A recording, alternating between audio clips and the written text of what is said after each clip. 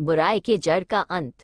मगध के महामंत्री चाणक्य एक दिन राजकाज से संबंधित किसी परामर्श के लिए मगध के सम्राट चंद्रगुप्त से मिलने जा रहे थे। अभी कुछ ही दूरी तय हुई थी कि तभी अचानक रास्ते में उनके पांव में एक कांटा चुभ गया, जिसकी वजह से उनके मुख से पीड़ा भरी चीख निकल गई। तत्पश्चात उन्होंने शीघ्र ही नीचे झुककर पैर से कांटा निकाला और कुछ देर उस कांटे को ध्यान से देखते रहे। फिर उन्होंने अपने शिष्य से एक कुल्हाड़ी मंगवाया और उस कटीले पौधे को काटकर जड़ से अलग कर दिया। अलग करने के बाद उस पौधे की जड़ को जमीन खोदकर पूरी तरह से बाहर निकाला और उस पौधे के कटे हुए ऊपरी भाग तथा जड़ दोनों को जला दिया। उनके शिष्य चुपचाप ये सब देखते हुए समझने की कोशिश कर रहे थे कि इतना सब करने की क्या जरूरत है भला।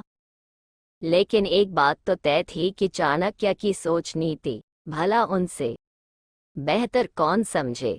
अपनी मंजिल की तरफ आगे बढ़ना शुरू करने से पहले महामंत्री चाणक्य ने अपने शिष्यों से छाछ मंगवाया और उस छाछ को उस पौधे के जड़ वाले स्थान पर डाल दिया ताकि वो कटीला पौधा फिर से पनप न सके। इतना सब देख उनके शिष्य हैरत में पड़ गए और यह समझ गए कि कुछ तो विडंबना की बात है जिसे हम सभी समझ नहीं पा रहे हैं।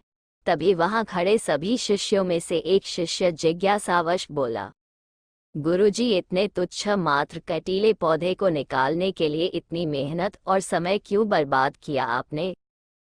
यदि आप हमें आदेश देते तो हम तुरंत कर दिए होते।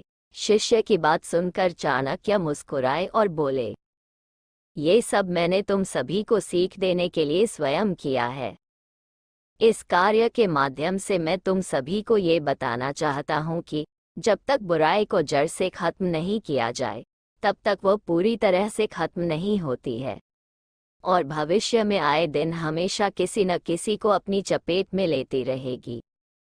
इसलिए हमें सिर्फ बुराई को दूर करने की नहीं बल्कि हमेशा हमेशा के लिए उसकी जड़ को खत्म करने की जरूरत है ताकि वह फिर से आपकी जिंदगी में पनप न सके।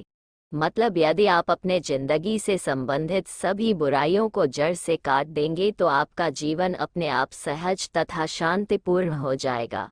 चाणक्य की इस बात को सुनकर शिष्य पूर्ण रूप से सारी बात समझ गए और संतुष्ट भी हो गए। सीख, हर एक के जीवन में हमेशा कुछ न कुछ समस्या जरूर रहती है और इसका कारण सिर्फ अपने जीवन से संबंधित बुराई का होता है। हम सबको जरूरत है अपने अंदर और अपनी जिंदगी की हर एक बुराई को खत्म करने की, तभी आप असली सुख और शांति का मजा ले पाएंगे।